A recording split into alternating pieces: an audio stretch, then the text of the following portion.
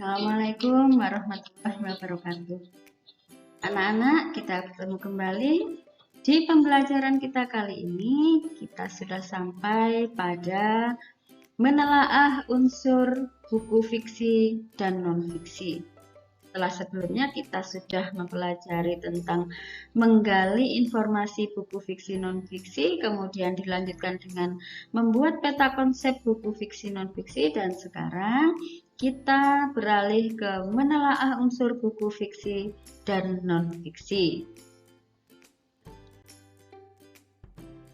Unsur religius yang berkaitan dengan pembelajaran kita masih dengan surat Al-Baqarah ayat 219, yang artinya bahwa sebenarnya Islam pun dalam hal kekreativitasan memberikan kelapangan pada umatnya untuk berkreasi dengan akal pikirannya dan dengan hati nuraninya dalam menyelesaikan persoalan-persoalan hidup di dalamnya. Baik, kita berdoa dulu sebelum belajar. Bismillahirrahmanirrahim.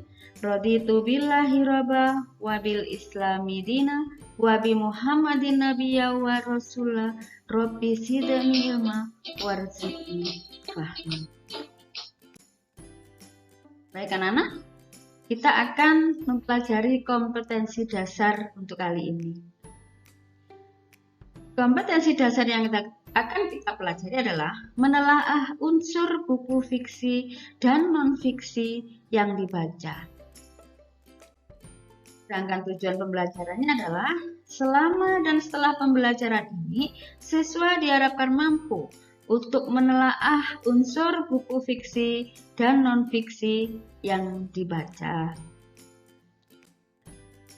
Sekarang kita masuk ke materi anak-anak. Untuk yang pertama, kita akan membedakan unsur buku fiksi dan unsur buku non-fiksi. Kita awali dulu dengan unsur buku fiksi. Unsur buku fiksi meliputi tema, kemudian alur, kemudian sudut pandang, penokohan dan perwaktakan, kemudian ada amanat, dan yang terakhir adalah latar atau setting. Sedangkan unsur buku non-fiksi meliputi yang pertama ada judul, kemudian pengarang, kemudian ada penerbit, kemudian ada tebal halaman, isi, dan kemudian penutup. Nah, berikutnya kita akan membedakan unsur buku fiksi dan non-fiksi dilihat dari isinya.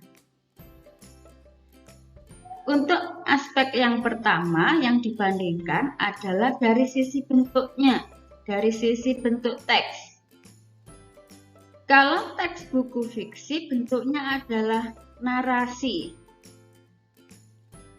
Untuk teks buku non-fiksi bentuknya adalah eksposisi, argumentasi, dan laporan atau mungkin yang lainnya.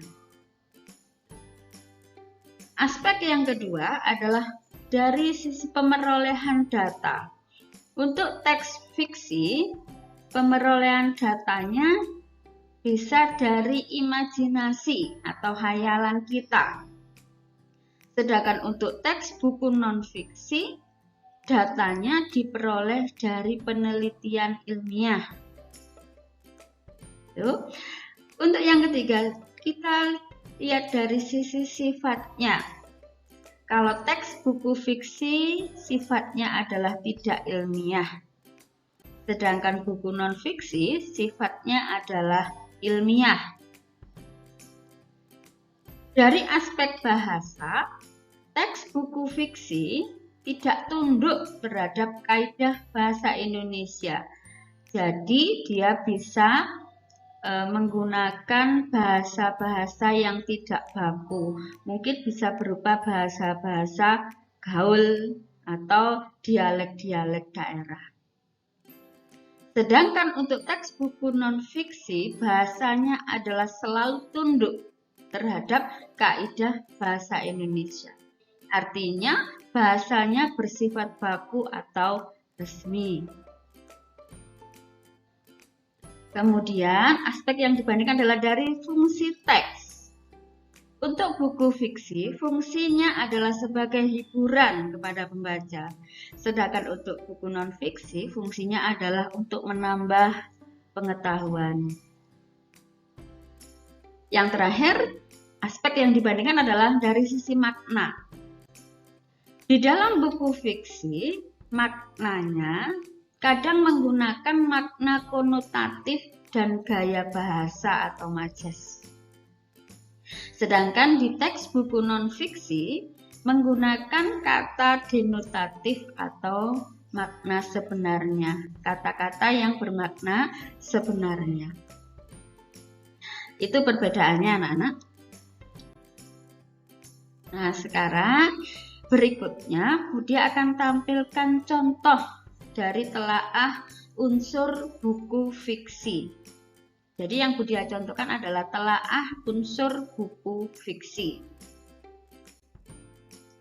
Nah, di sini Budi tidak akan membacakan secara lengkap, tapi silahkan nanti kalian baca sendiri. Demikian juga nanti hasil telaahnya. Karena kalau Budi membacakan awal sampai akhir, nanti kalian tambah bosan dan tidak paham. Jadi silakan dipelajari sendiri, dibaca sendiri, kemudian nanti pelajari hasil telaahnya.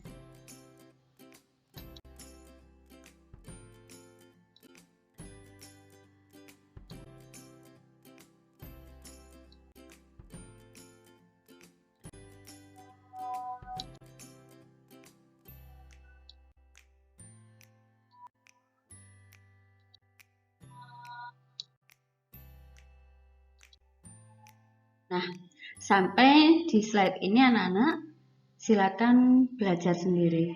Dan nanti selamat mencoba latihan-latihan soal yang Budi berikan untuk materi ini. Sekian anak-anak. Wassalamualaikum warahmatullahi wabarakatuh.